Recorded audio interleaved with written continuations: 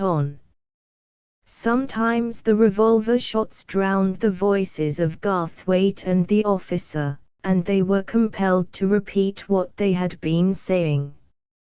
I lived through 3 days of the Chicago Commune, and the vastness of it and of the slaughter may be imagined when I say that in all that time I saw practically nothing outside the killing of the people of the abyss and the mid-air fighting between skyscrapers. I really saw nothing of the heroic work done by the comrades. I could hear the explosions of their mines and bombs, and see the smoke of their conflagrations, and that was all. The mid-air part of one great deed I saw, however, and that was the balloon attacks made by our comrades on the fortresses. That was on the second day. The 3 disloyal regiments had been destroyed in the fortresses to the last man. The fortresses were crowded with mercenaries, the wind blew in the right direction, and up went our balloons from one of the office buildings in the city. Now Beidenbach, after he left Glen Ellen, had invented a most powerful explosive, expedite he called it. This was the weapon the balloons used. They were only hot air balloons, clumsily and hastily made, but they did the work. I saw it all from the top of an office building. The first balloon missed the fortresses completely and disappeared into the country, but we learned about it afterward. Burton and O'Sullivan were in it. As they were descending they swept across a railroad directly over a troop train that was heading at full speed for Chicago. They dropped their whole supply of expedite upon the locomotive. The resulting wreck tied the line up for days. And the best of it was that, released from the weight of expedite, the balloon shot up into the air and did not come down for half a dozen miles, both heroes escaping unharmed. The second balloon was a failure. Its flight was lame. It floated too low and was shot full of holes before it could reach the fortresses. Hereford and Guinness were in it, and they were blown to pieces along with the field into which they fell. Beidenbach was in despair, we heard all about it afterward, and he went up alone in the third balloon. He, too, made a low flight, but he was in luck, for they failed seriously to puncture his balloon. I can see it now as I did then, from the lofty top of the building, that inflated bag drifting along the air, and that tiny speck of a man clinging on beneath. I could not see the fortress, but those on the roof with me said he was directly over it. I did not see the expedite fall when he cut it loose. But I did see the balloon suddenly leap up into the sky. An appreciable time after that the great column of the explosion towered in the air, and after that, in turn, I heard the roar of it. Beidenbach the Gentle had destroyed a fortress. 2 other balloons followed at the same time. One was blown to pieces in the air, the expedite exploding, and the shock of it disrupted the second balloon, which fell prettily into the remaining fortress. It couldn't have been better planned, though the 2 comrades in it sacrificed their lives. But to return to the people of the abyss. My experiences were confined to them. They raged and slaughtered and destroyed all over the city proper, and were in turn destroyed, but never once did they succeed in reaching the city of the oligarchs over on the west side. The oligarchs had protected themselves well. No matter what destruction was wreaked in the heart of the city, they, and their womenkind and children, were to escape hurt. I am told that their children played in the parks during those terrible days and that their favorite game was an imitation of their elders stamping upon the proletariat. But the mercenaries found it no easy task to cope with the people of the abyss and at the same time fight with the comrades. Chicago was true to her traditions, and though a generation of revolutionists was wiped out, it took along with it pretty close to a generation of its enemies. Of course, the Iron Heel kept the figures secret, but, at a very conservative estimate, at least 130,000 mercenaries were slain. But the comrades had no chance. Instead of the whole country being hand in revolt, they were all alone, and the total strength of the oligarchy could have been directed against them if necessary. As it was, hour after hour, day after day, in endless train loads, by hundreds of thousands, the mercenaries were hurled into Chicago. And there were so many of the people of the abyss. Tiring of the slaughter, a great herding movement was begun by the soldiers, the intent of which was to drive the street mobs, like cattle, into Lake Michigan. It was at the beginning of this movement that Garthwaite and I had encountered the young officer. This herding movement was practically a failure, thanks to the splendid work of the comrades.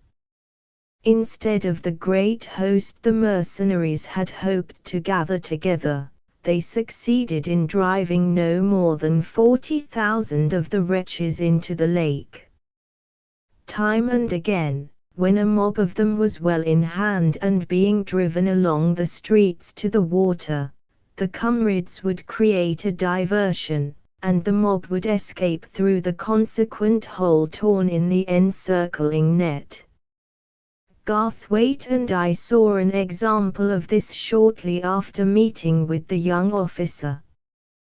The mob of which we had been a part, and which had been put in retreat, was prevented from escaping to the south and east by strong bodies of troops. The troops we had fallen in with had held it back on the west. The only outlet was north, and north it went toward the lake, driven on from east and west and south by machine gun fire and automatics. Whether it divined that it was being driven toward the lake, or whether it was merely a blind squirm of the monster, I do not know. But at any rate the mob took a cross street to the west, turned down the next street, and came back upon its track, heading south toward the great ghetto.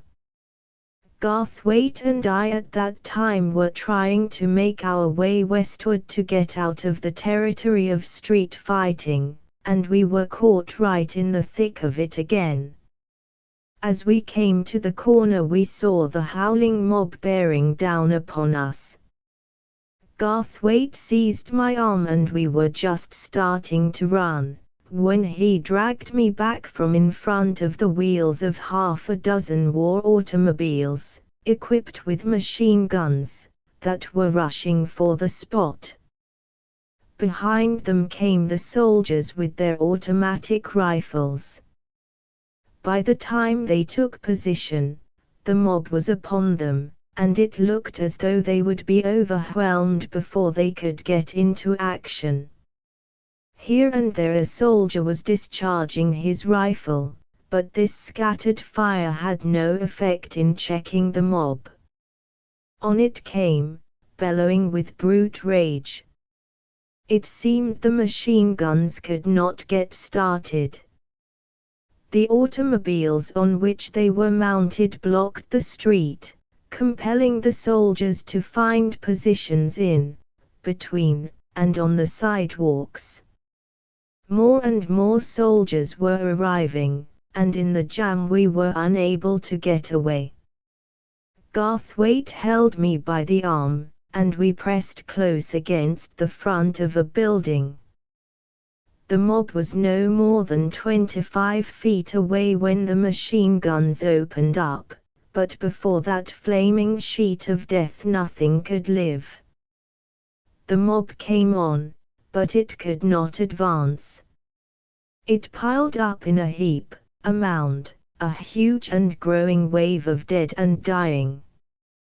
Those behind urged on, and the column, from gutter to gutter, telescoped upon itself. Wounded creatures, men and women, were vomited over the top of that awful wave and fell squirming down the face of it till they threshed about under the automobiles and against the legs of the soldiers.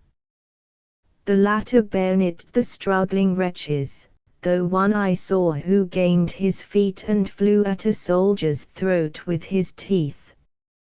Together they went down, soldier and slave, into the welter.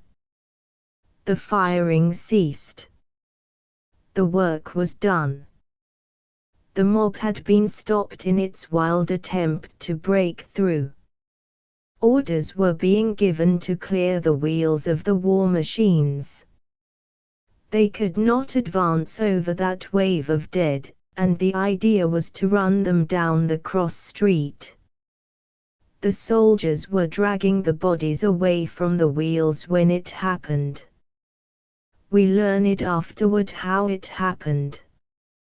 A block distant 100 of our comrades had been holding a building. Across roofs and through buildings they made their way, till they found themselves looking down upon the close-packed soldiers. Then it was counter-massacre.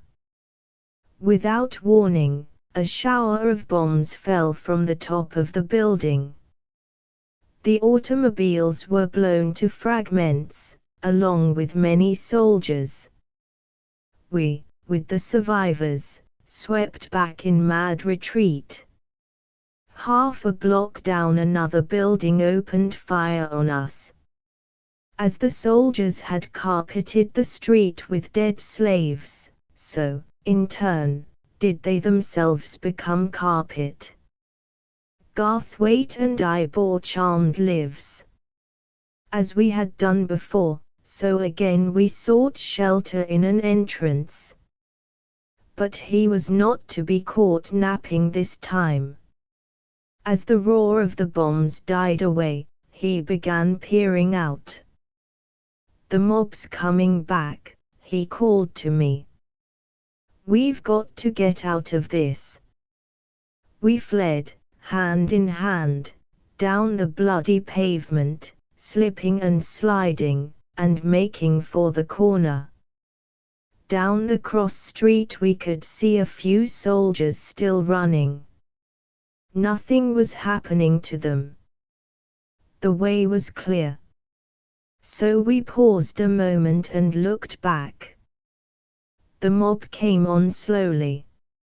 It was busy arming itself with the rifles of the slain and killing the wounded. We saw the end of the young officer who had rescued us. He painfully lifted himself on his elbow and turned loose with his automatic pistol.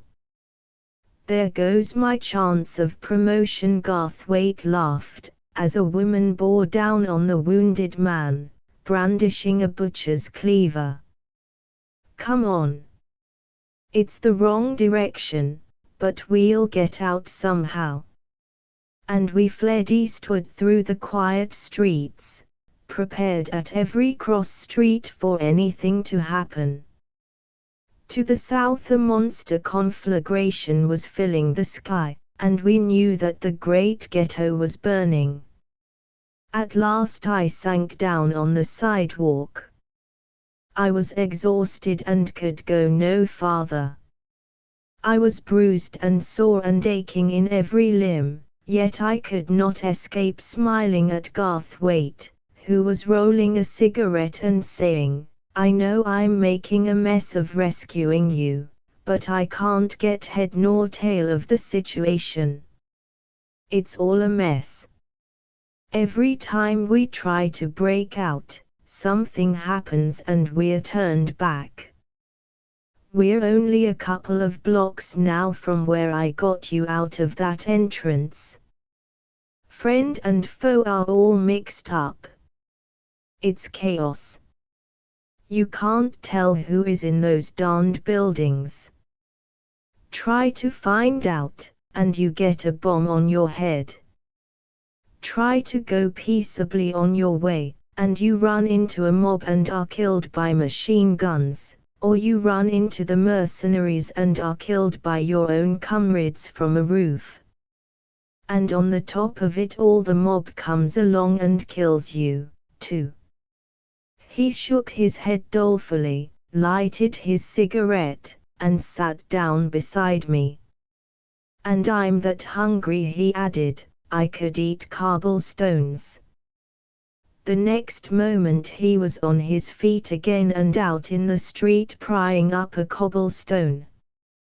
He came back with it and assaulted the window of a store behind us.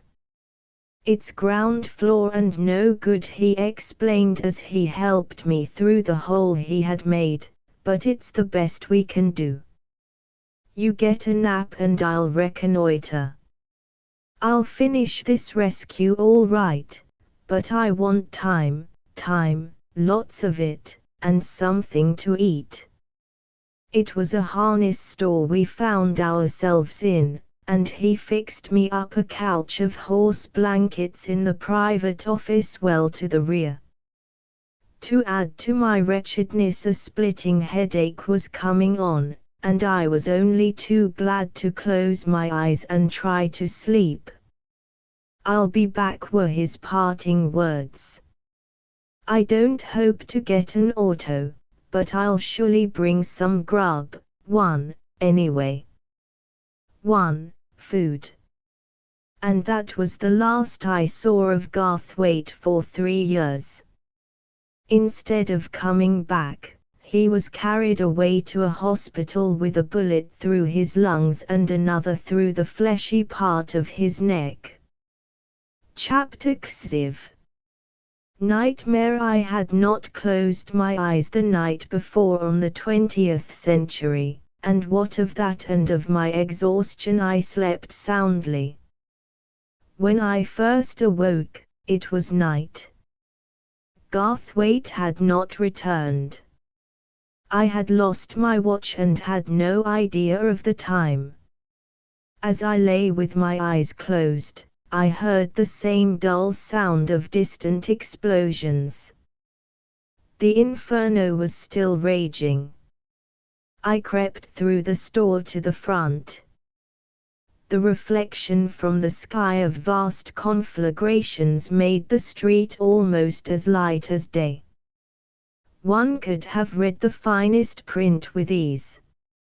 From several blocks away came the crackle of small hand bombs and the churning of machine guns, and from a long way off came a long series of heavy explosions. I crept back to my horse blankets and slept again. When next I awoke, a sickly yellow light was filtering in on me. It was dawn of the second day.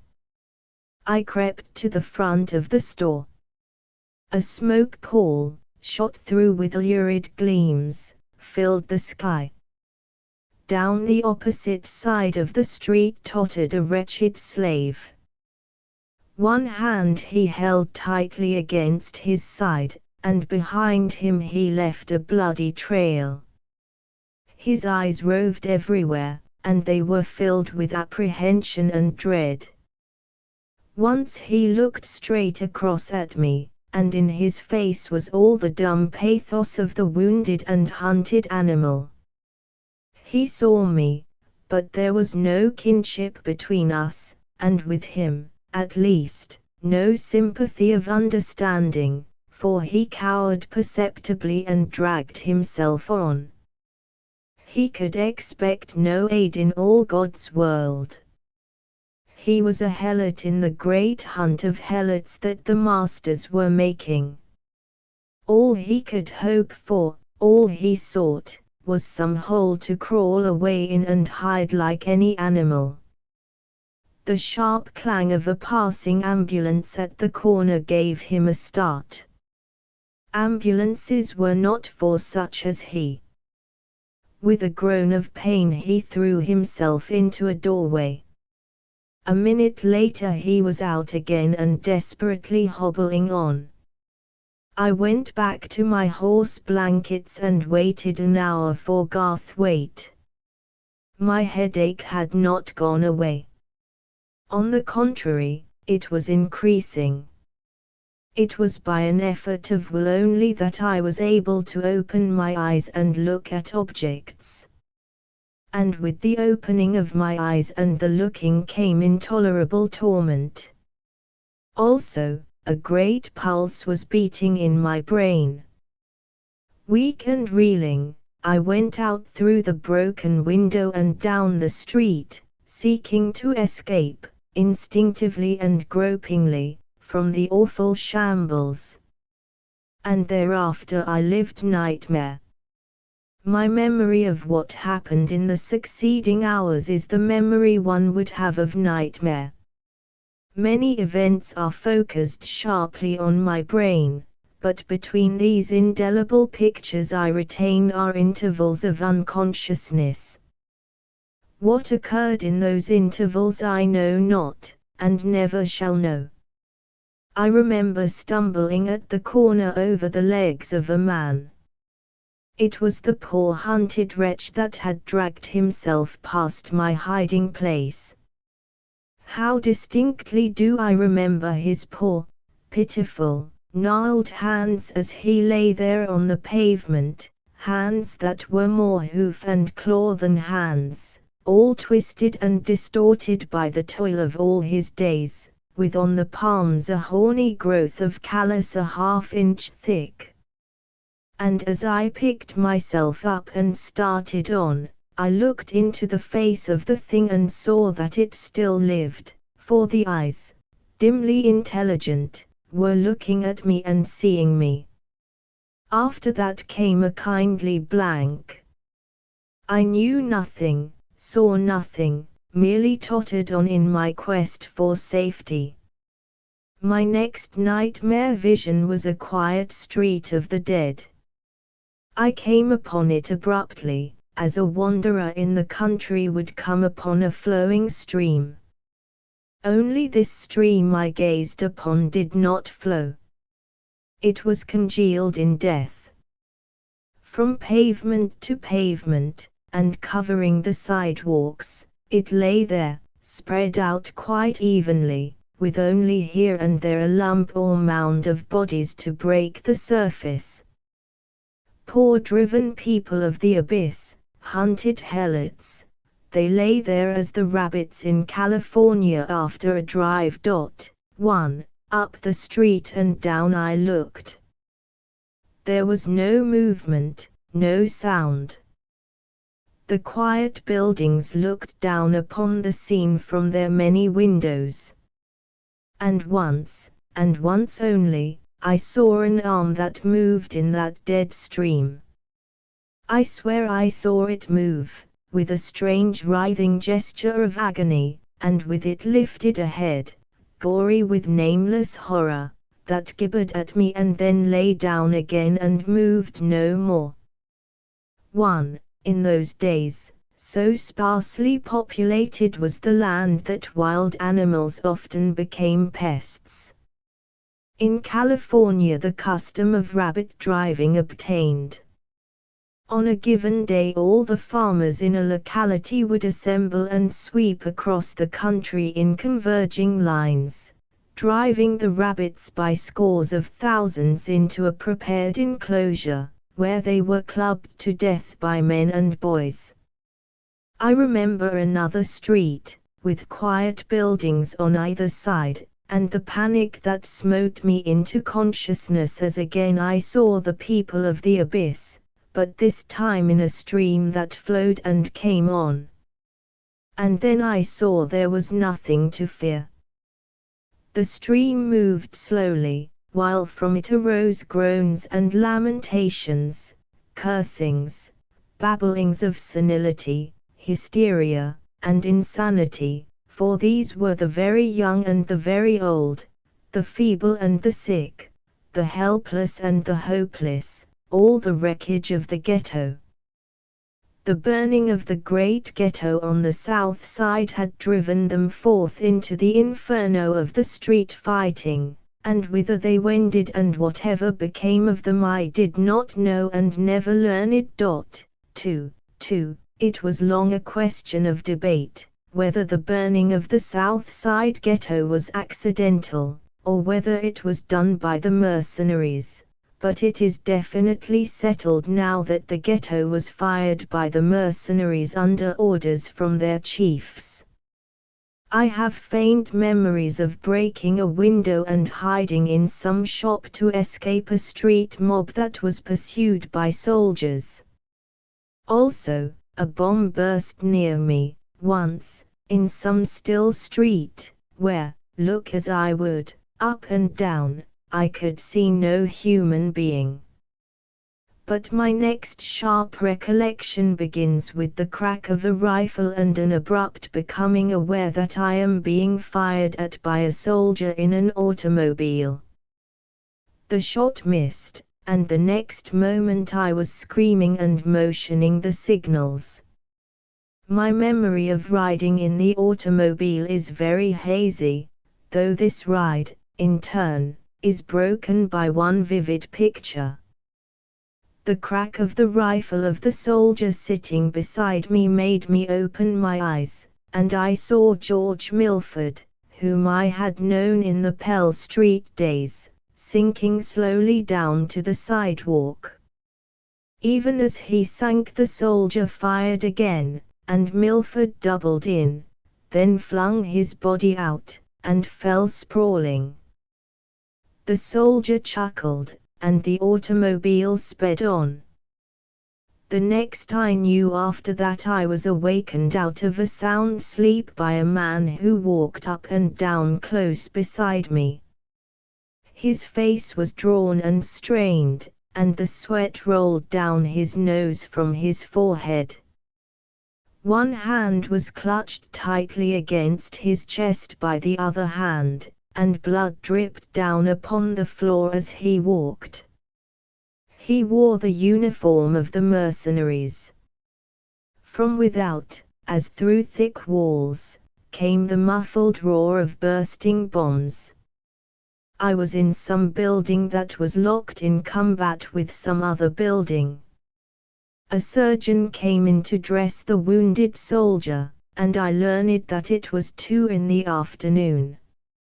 My headache was no better, and the surgeon paused from his work long enough to give me a powerful drug that would depress the heart and bring relief. I slept again, and the next I knew I was on top of the building. The immediate fighting had ceased, and I was watching the balloon attack on the fortresses. Someone had an arm around me and I was leaning close against him. It came to me quite as a matter of course that this was Ernest, and I found myself wondering how he had got his hair and eyebrows so badly singed. It was by the merest chance that we had found each other in that terrible city. He had had no idea that I had left New York, and, coming through the room where I lay asleep, could not at first believe that it was I. Little more I saw of the Chicago Commune. After watching the balloon attack, Ernest took me down into the heart of the building, where I slept the afternoon out and the night. The 3rd day we spent in the building, and on the 4th, Ernest having got permission and an automobile from the authorities, we left Chicago. My headache was gone, but, body and soul, I was very tired. I lay back against Ernest in the automobile, and with apathetic eyes watched the soldiers trying to get the machine out of the city. Fighting was still going on, but only in isolated localities. Here and there whole districts were still in possession of the comrades, but such districts were surrounded and guarded by heavy bodies of troops. In 100 segregated traps were the comrades thus held while the work of subjugating them went on. Subjugation meant death, for no quarter was given, and they fought heroically to the last man. 3. Numbers of the buildings held out over a week, while one held out 11 days. Each building had to be stormed like a fort, and the mercenaries fought their way upward floor by floor. It was deadly fighting. Quarter was neither given nor taken, and in the fighting the revolutionists had the advantage of being above. While the revolutionists were wiped out, the loss was not one-sided. The proud Chicago proletariat lived up to its ancient boast. For as many of itself as were killed, it killed that many of the enemy. Whenever we approached such localities, the guards turned us back and sent us around. Once, the only way past 2 strong positions of the comrades was through a burnt section that lay between. From either side we could hear the rattle and roar of war, while the automobile picked its way through smoking ruins and tottering walls. Often the streets were blocked by mountains of debris that compelled us to go around. We were in a labyrinth of ruin, and our progress was slow. The stockyards, ghetto, plant, and everything, were smoldering ruins. Far off to the right a white smoke haze dimmed the sky, the town of Pullman, the soldier chauffeur told us, or what had been the town of Pullman, for it was utterly destroyed. He had driven the machine out there, with dispatches, on the afternoon of the 3rd day. Some of the heaviest fighting had occurred there, he said, many of the streets being rendered impassable by the heaps of the dead. Swinging around the shattered walls of a building, in the Stockyards district, the automobile was stopped by a wave of dead. It was for all the world like a wave tossed up by the sea. It was patent to us what had happened. As the mob charged past the corner, it had been swept, at right angles and point-blank range, by the machine guns drawn up on the cross street. But disaster had come to the soldiers. A chance bomb must have exploded among them, for the mob, checked until its dead and dying formed the wave, had white-capped and flung forward its foam of living, fighting slaves. Soldiers and slaves lay together, torn and mangled, around and over the wreckage of the automobiles and guns. Ernest sprang out. A familiar pair of shoulders in a cotton shirt and a familiar fringe of white hair had caught his eye. I did not watch him, and it was not until he was back beside me and we were speeding on that he said, "It was Bishop Morehouse."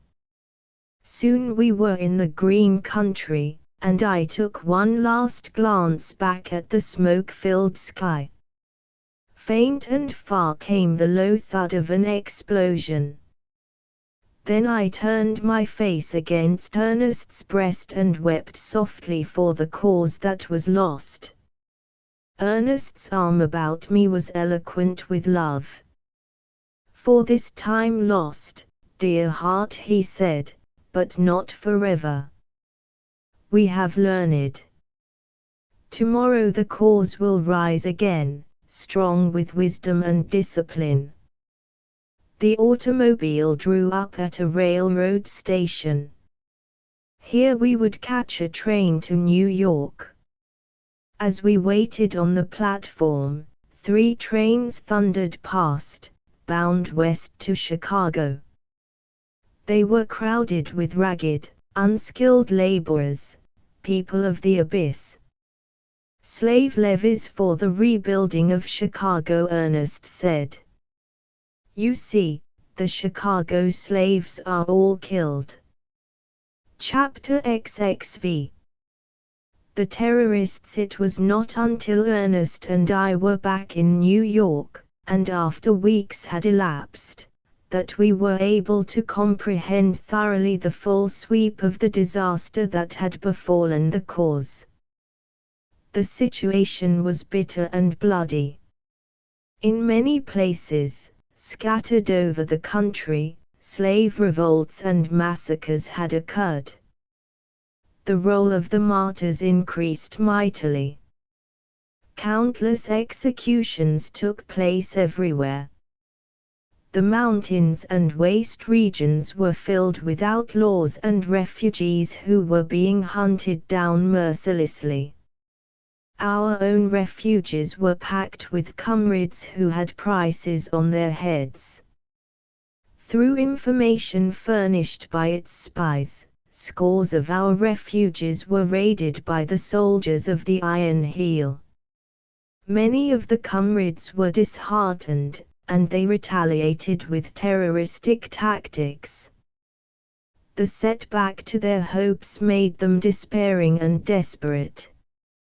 Many terrorist organizations unaffiliated with us sprang into existence and caused us much trouble.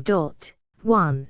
These misguided people sacrificed their own lives wantonly, very often made our own plans go astray, and retarded our organization. 1. The annals of this short-lived era of despair make bloody reading. Revenge was the ruling motive, and the members of the terroristic organizations were careless of their own lives and hopeless about the future. The Danites, taking their name from the avenging angels of the Mormon mythology, sprang up in the mountains of the Great West and spread over the Pacific coast from Panama to Alaska. The Valkyries were women. They were the most terrible of all.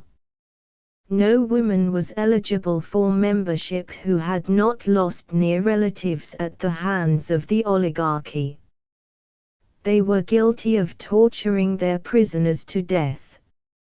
Another famous organization of women was the Widows of War. A companion organization to the Valkyries was the Berserkers. These men placed no value whatever upon their own lives, and it was they who totally destroyed the great mercenary city of Bayona along with its population of over 100,000 souls. The Bedlamites and the Helldamites were twin slave organizations, while a new religious sect that did not flourish long was called the Wrath of God. Among others, to show the whimsicality of their deadly seriousness, may be mentioned the following: the Bleeding Hearts, Sons of the Morning, the Morning Stars, the Flamingos, the Triple Triangles, the Three Bars, the Rubonics, the Vindicators, the Comanches, and the Erebizites. And through it all moved the Iron Heel, impassive and deliberate, shaking up the whole fabric of the social structure in its search for the comrades, combing out the mercenaries, the labor castes, and all its secret services, punishing without mercy and without malice, suffering in silence all retaliations that were made upon it, and filling the gaps in its fighting line as fast as they appeared. And hand in hand with this, Ernest and the other leaders were hard at work reorganizing the forces of the revolution. The magnitude of the task may be understood when it is taken into dot. 2. This is the end of the Everhard manuscript.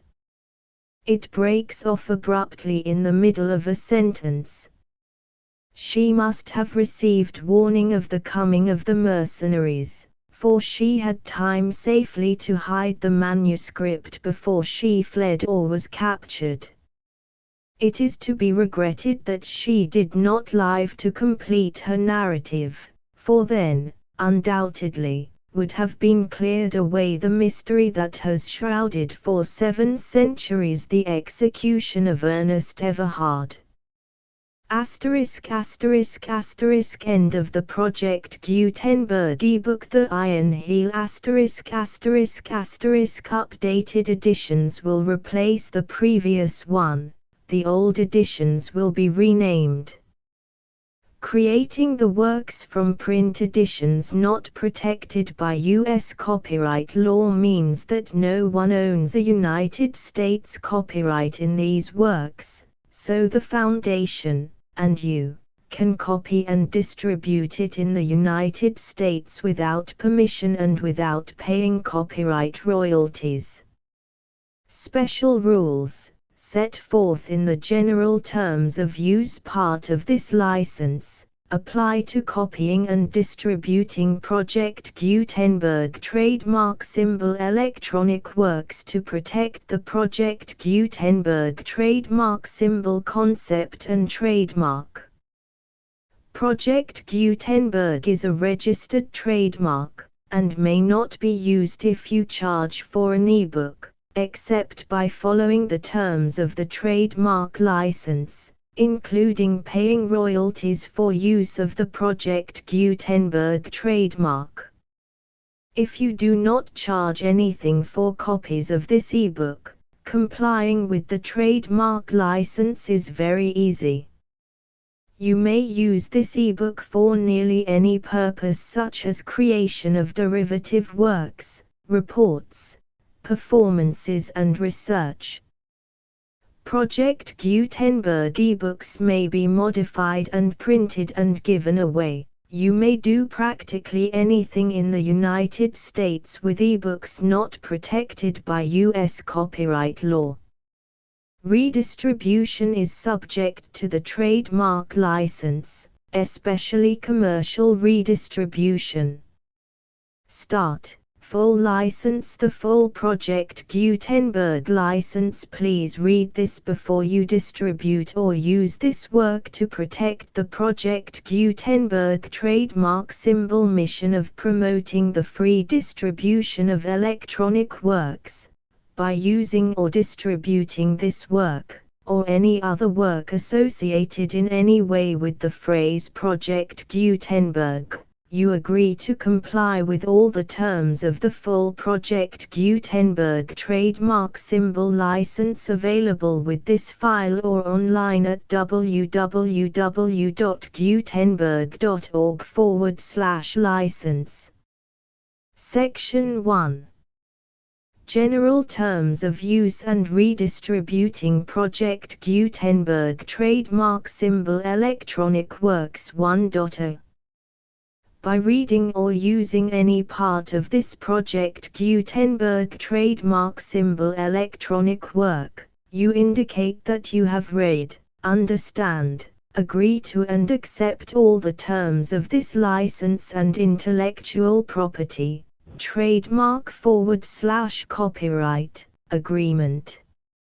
If you do not agree to abide by all the terms of this agreement, you must cease using and return or destroy all copies of Project Gutenberg trademark symbol electronic works in your possession.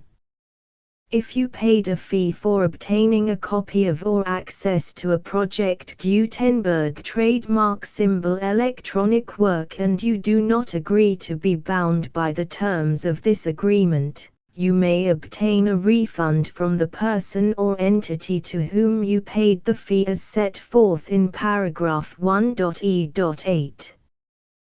1.b Project Gutenberg is a registered trademark. It may only be used on or associated in any way with an electronic work by people who agree to be bound by the terms of this agreement. There are a few things that you can do with most Project Gutenberg trademark symbol electronic works even without complying with the full terms of this agreement. See paragraph 1.c below. There are a lot of things you can do with Project Gutenberg trademark symbol electronic works if you follow the terms of this agreement and help preserve free future access to Project Gutenberg trademark symbol electronic works. See paragraph 1.e below. 1.c The Project Gutenberg Literary Archive Foundation, the Foundation or PGLAF, owns a compilation copyright in the collection of Project Gutenberg trademark symbol electronic works. Nearly all the individual works in the collection are in the public domain in the United States.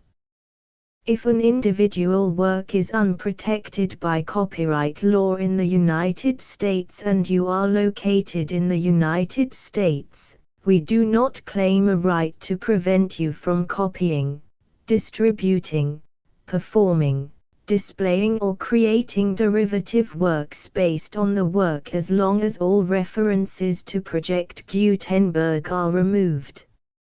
Of course, we hope that you will support the Project Gutenberg trademark symbol mission of promoting free access to electronic works by freely sharing Project Gutenberg trademark symbol works in compliance with the terms of this agreement for keeping the Project Gutenberg trademark symbol name associated with the work.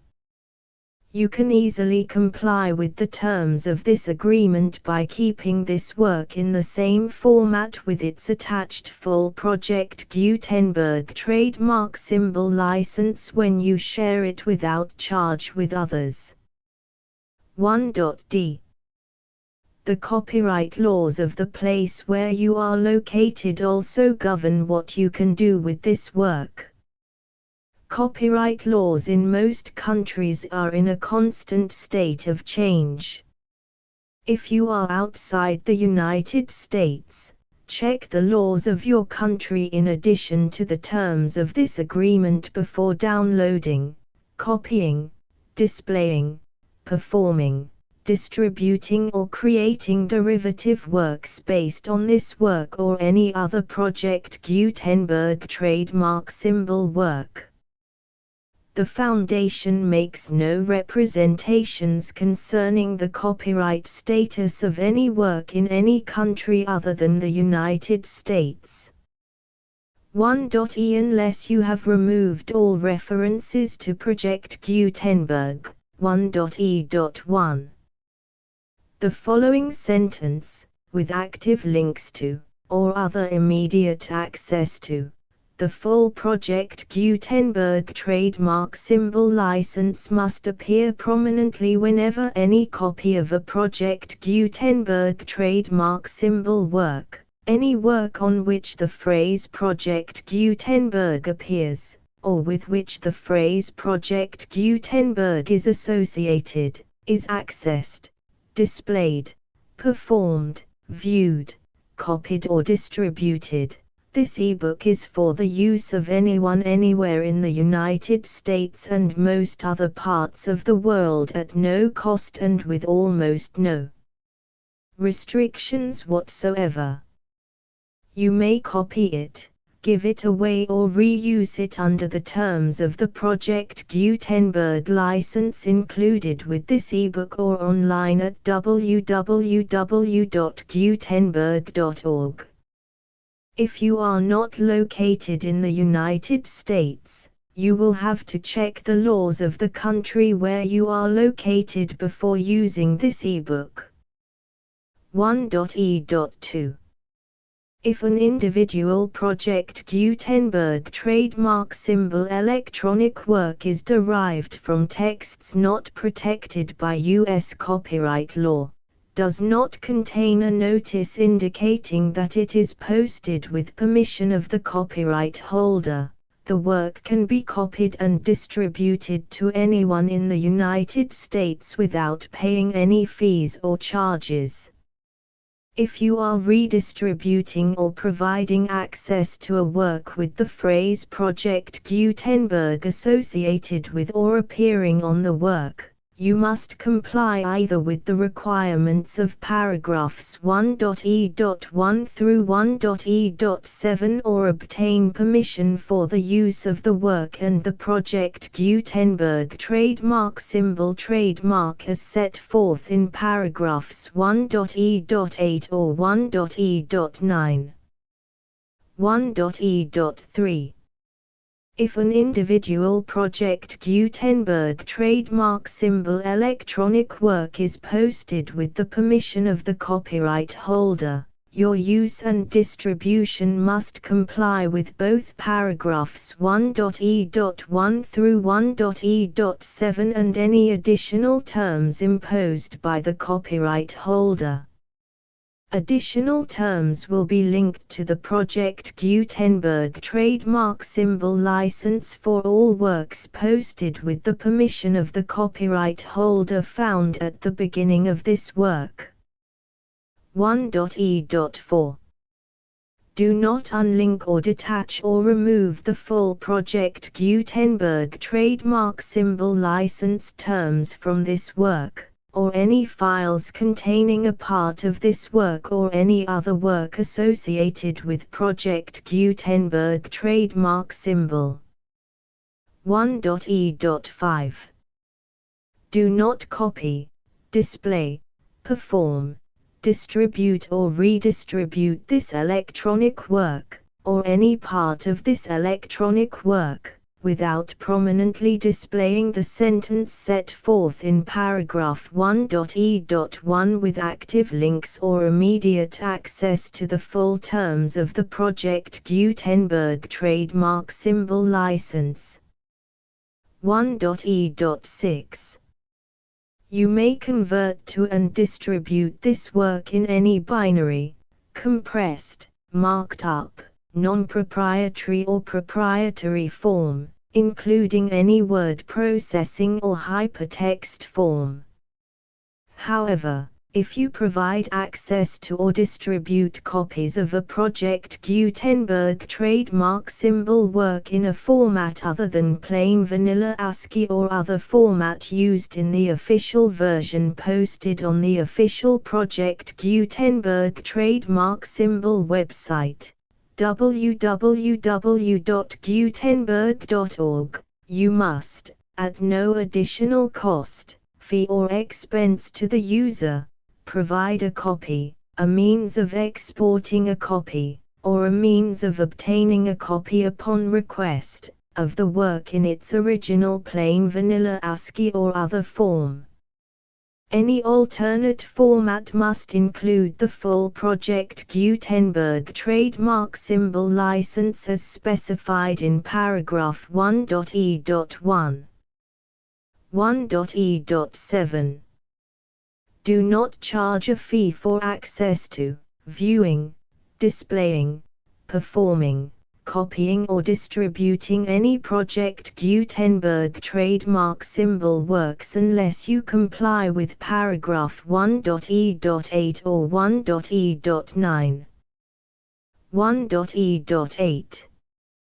You may charge a reasonable fee for copies of or providing access to or distributing Project Gutenberg trademark symbol electronic works provided that you pay a royalty fee of 20% of the gross profits you derive from the use of Project Gutenberg trademark symbol works calculated using the method you already use to calculate your applicable taxes. The fee is owed to the owner of the Project Gutenberg trademark symbol trademark, but he has agreed to donate royalties under this paragraph to the Project Gutenberg Literary Archive Foundation. Royalty payments must be paid within 60 days following each date on which you prepare, or are legally required to prepare, your periodic tax returns. Royalty payments should be clearly marked as such and sent to the Project Gutenberg Literary Archive Foundation at the address specified in Section 4. Information about donations to the Project Gutenberg Literary Archive Foundation. You provide a full refund of any money paid by a user who notifies you in writing, or by email, within 30 days of receipt that he does not agree to the terms of the full Project Gutenberg trademark symbol license. You must require such a user to return or destroy all copies of the works possessed in a physical medium and discontinue all use of and all access to other copies of Project Gutenberg trademark symbol works. You provide, in accordance with paragraph 1.f.3, a full refund of any money paid for a work or a replacement copy, if a defect in the electronic work is discovered and reported to you within 90 days of receipt of the work. You comply with all other terms of this agreement for free distribution of Project Gutenberg trademark symbol works. 1.e.9. If you wish to charge a fee or distribute a Project Gutenberg trademark symbol electronic work or group of works on different terms than are set forth in this agreement, you must obtain permission in writing from the Project Gutenberg Literary Archive Foundation, the manager of the Project Gutenberg trademark symbol trademark. Contact the Foundation as set forth in Section 3 below. 1.f1.f.1. Project Gutenberg volunteers and employees expend considerable effort to identify, do copyright research on, transcribe and proofread works not protected by U.S. copyright law in creating the Project Gutenberg trademark symbol collection. Despite these efforts, Project Gutenberg trademark symbol electronic works, and the medium on which they may be stored, may contain defects such as, but not limited to, incomplete, inaccurate or corrupt data, transcription errors, a copyright or other intellectual property infringement, a defective or damaged disk or other medium, a computer virus, or computer codes that damage or cannot be read by your equipment. 1.f.2. Limited warranty, disclaimer of damages, except for the right of replacement or refund described in paragraph 1.f.3, the Project Gutenberg Literary Archive Foundation, the owner of the Project Gutenberg trademark symbol trademark, and any other party distributing a Project Gutenberg trademark symbol electronic work under this agreement, disclaim all liability to you for damages, costs and expenses, including legal fees. You agree that you have no remedies for negligence, strict liability, breach of warranty or breach of contract except those provided in paragraph 1.f.3.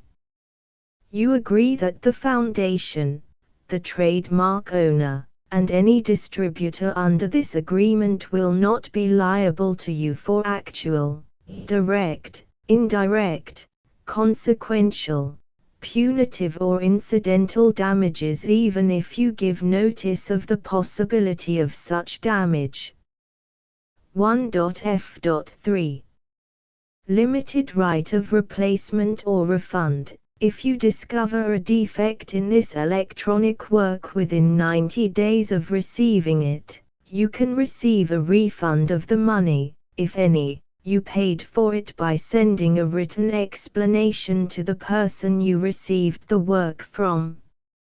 If you received the work on a physical medium, you must return the medium with your written explanation. The person or entity that provided you with the defective work may elect to provide a replacement copy in lieu of a refund. If you received the work electronically, the person or entity providing it to you may choose to give you a second opportunity to receive the work electronically in lieu of a refund. If the second copy is also defective, you may demand a refund in writing without further opportunities to fix the problem. 1.f.4 Except for the limited right of replacement or refund set forth in paragraph 1.f.3, this work is provided to you as is, with no other warranties of any kind, express or implied, including but not limited to warranties of merchantability or fitness for any purpose. 1.f.5 Some states do not allow disclaimers of certain implied warranties or the exclusion or limitation of certain types of damages. If any disclaimer or limitation set forth in this agreement violates the law of the state applicable to this agreement, the agreement shall be interpreted to make the maximum disclaimer or limitation permitted by the applicable state law. The invalidity or unenforceability of any provision of this agreement shall not void the remaining provisions. 1.f.6 Indemnity. You agree to indemnify and hold the foundation, the trademark owner, any agent or employee of the foundation, anyone providing copies of Project Gutenberg trademark symbol electronic works in accordance with this agreement, and any volunteers associated with the production, promotion and distribution of Project Gutenberg trademark symbol electronic works, harmless from all liability, costs and expenses, including legal fees, that arise directly or indirectly from any of the following which you do or cause to occur. A. Distribution of this or any Project Gutenberg trademark symbol work. B. Alteration, modification, or additions or deletions to any Project Gutenberg trademark symbol work, and c. Any defect you cause. Section 2. Information about the mission of Project Gutenberg trademark symbol. Project Gutenberg trademark symbol is synonymous with the free distribution of electronic works in formats readable by the widest variety of computers, including obsolete, old, middle-aged and new computers. It exists because of the efforts of hundreds of volunteers and donations from people in all walks of life. Volunteers and financial support to provide volunteers with the assistance they need are critical to reaching Project Gutenberg trademark symbol's goals and ensuring that the Project Gutenberg trademark symbol collection will remain freely available for generations to come. In 2001, the Project Gutenberg Literary Archive Foundation was created to provide a secure and permanent future for Project Gutenberg trademark symbol and future generations. To learn more about the Project Gutenberg Literary Archive Foundation and how your efforts and donations can help, see sections 3 and 4 and the Foundation information page at www.gutenberg.org. Section 3. Information about the Project Gutenberg Literary Archive Foundation. The Project Gutenberg Literary Archive Foundation is a non-profit 501(c)(3) educational corporation organized under the laws of the state of Mississippi and granted tax-exempt status by the Internal Revenue Service. The Foundation's IN or Federal Tax Identification Number is 64-6221541. Contributions to the Project Gutenberg Literary Archive Foundation are tax-deductible to the full extent permitted by U.S. federal laws and your state's laws. The Foundation's business office is located at 809 North 1500 West, Salt Lake City, UT 84116, 801-596-1887. Email contact links and up-to-date contact information can be found at the Foundation's website and official page at www.gutenberg.org/contact section 4.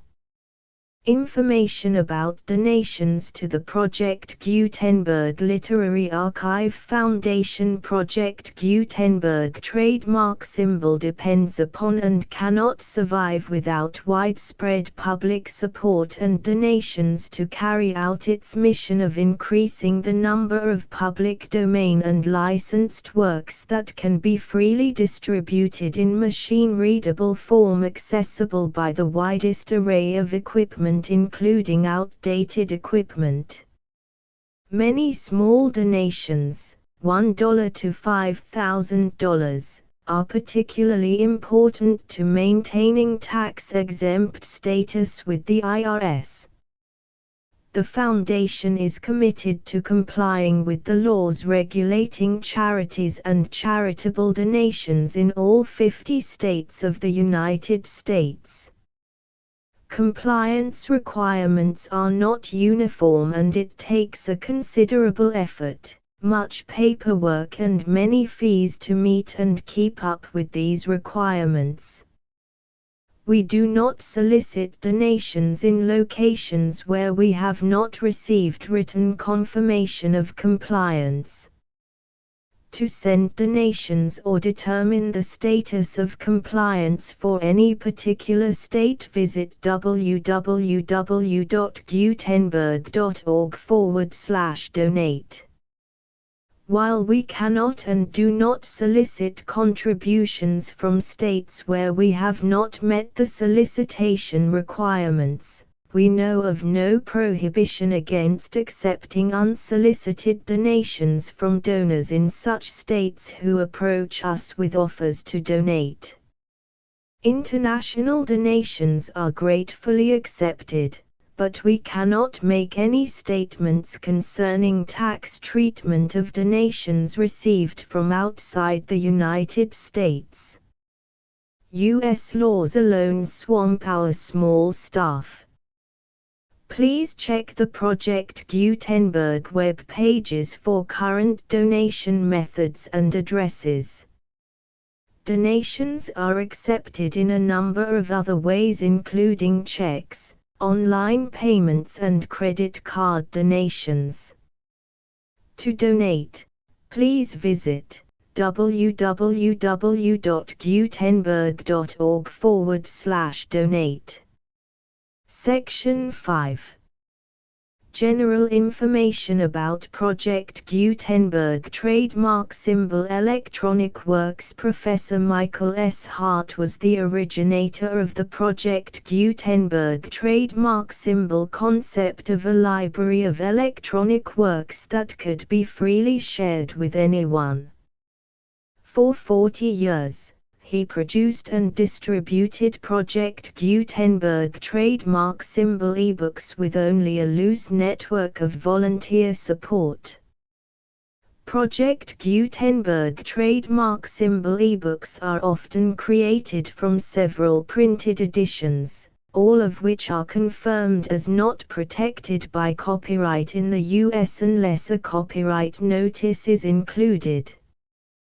Thus, we do not necessarily keep ebooks in compliance with any particular paper edition. Most people start at our website, which has the main PG search facility, www.gutenberg.org. This website includes information about Project Gutenberg trademark symbol, including how to make donations to the Project Gutenberg Literary Archive Foundation, how to help produce our new ebooks, and how to subscribe to our email newsletter to hear about new ebooks.